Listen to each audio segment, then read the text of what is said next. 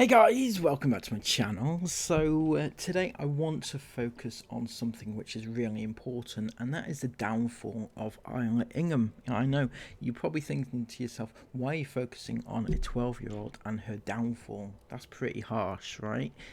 It is harsh, I'm not gonna lie, it's really harsh. But the reason I want to focus on it is because a few things have happened throughout her life, right? Which have led to how she is, right? Or how she comes to be. And most of that, well, all of that comes down to firstly being exposed online to predators, filmed every day of her life and things like that. Those are the obvious things. But a couple of things I want to point out now, and it is her exposure to certain adult themes from a young age, right? So some of you may remember, and if you don't remember, if you weren't around then, this will shock you. At the age of 6 years of age, she sat down with her family for a nice family cozy nammy evening to watch Pretty Woman, which everybody knows is about a prostitute. Am I doing something that I've absolutely loved doing this holiday? And I feel like it's probably one of my fondest memories from this trip. And that is all sitting together on an evening and watching Baba on TV. Rubbish. But stuff that we like Home Improvements. However, Chris has put Pretty Woman on. The movie that he said has just started. And would you believe, guys, probably going to get a load of hate for this. I've never watched Pretty Woman. I've never seen it. No idea what it's even about, apart from that. I know, is it Julia Roberts that's in it? It's incredible. Chris says it's incredible, so we're watching that. So as you can probably understand, really that is not an appropriate theme for a 6-year-old, right? There is appropriateness, and there's maybe exposing them to carefully thought out programming, which is probably not a movie about prostitution and things like that, right? And then in February of 2019, Sarah herself told us all in finite detail about how Isla was struggling. She's really struggling basically at the moment, is Isla.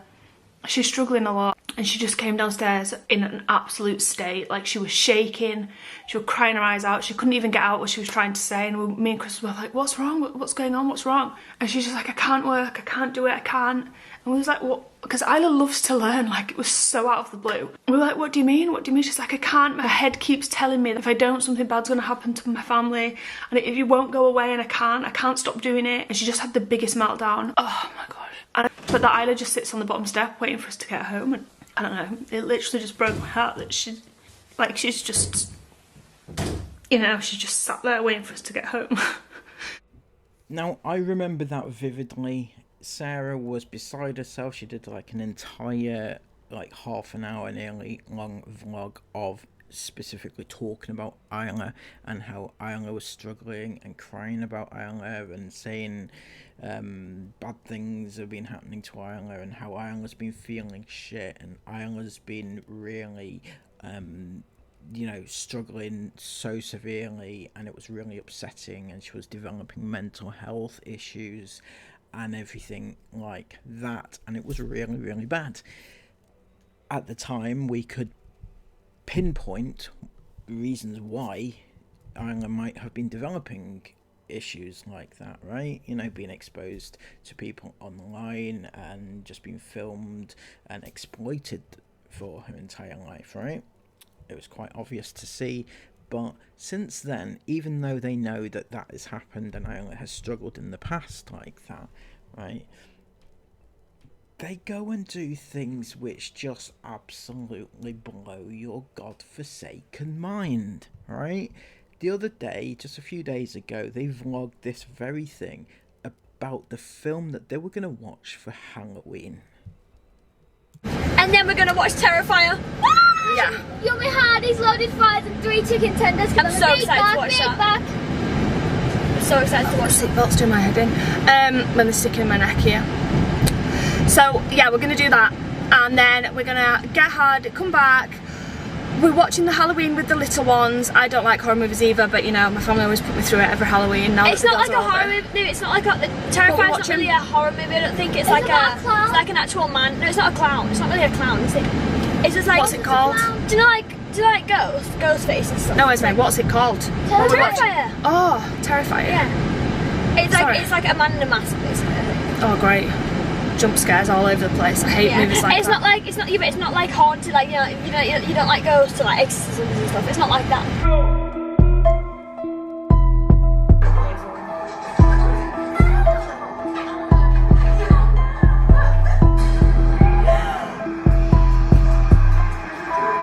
Sarah Ingham once again not vetting the movies which she is subjecting her kids to, right? When I was younger, I remember my parents used to watch an adult type movie before they allowed us to watch it, right? To make sure that the themes are suitable, even if it's like an adult movie, because some people won't allow your child to watch something that's just a bit older than that they are, but they will, you know, checking to make sure that there's no themes in there that's going to disturb them would probably be a right idea. However, Esme has stated here that it's got no haunting themes. It's not a scary, like, ghosty thing. So you're all right, right? Maybe Sarah thinks, oh, okay, it's not that scary.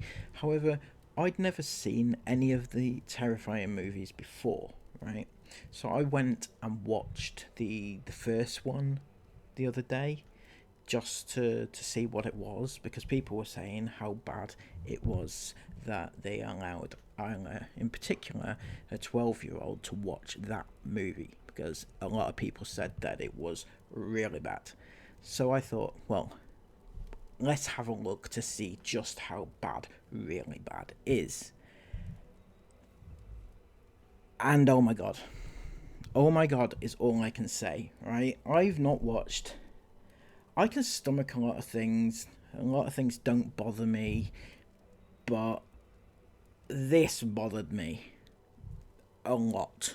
There was a lot of themes, a lot of gore, but to the extent where it was actually sickening and disturbing to watch. It's surprising that so many people have actually watched it, to be honest with you. But to allow a 12-year-old to watch that is beyond disgusting, and the fact that they've allowed it, I say it's bordering on abuse. I'm not even joking. I think that no 12-year-old, no matter how ingrained it is in them that, you know, they've grown up with adult-themed movies and they're allowed to watch older movies and stuff like that. This particular one, no, not a chance in hell should she have been watching that. It is disgusting. It's disturbing. It made me physically, well, it made me feel physically sick. It was, yeah. If you don't have a strong stomach, then don't watch it ever, is my advice.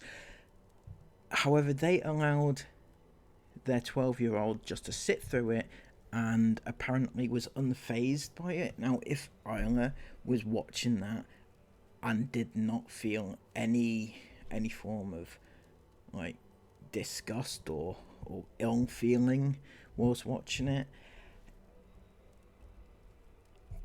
she's desensitized to that level of violence, which is horrific.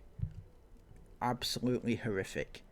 I wanted to put a clip of some of the worst things on here, but I don't think it's actually appropriate to do so. You might not be able to handle it, I think.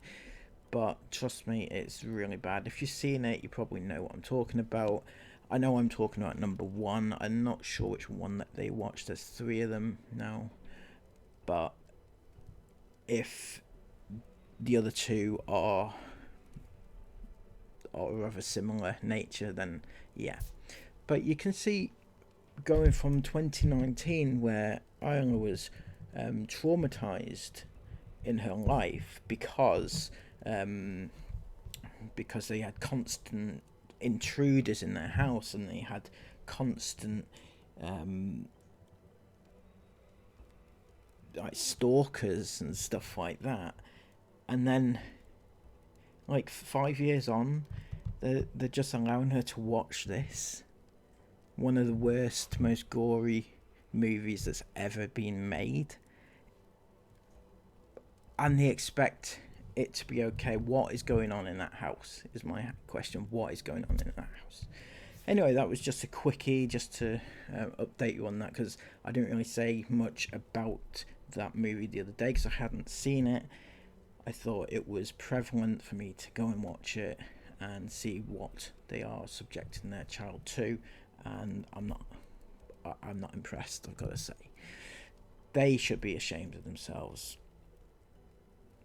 So let me know what your thoughts are about this in the comments below. Have you seen the movie? What did you think of it? Do you think it's suitable for a 12-year-old, even one that's been brought up on more adult themes in her lifetime? Let me know in the comments down below what you think, and subscribe to the channel if you are new. Until next time, take care and bye-bye.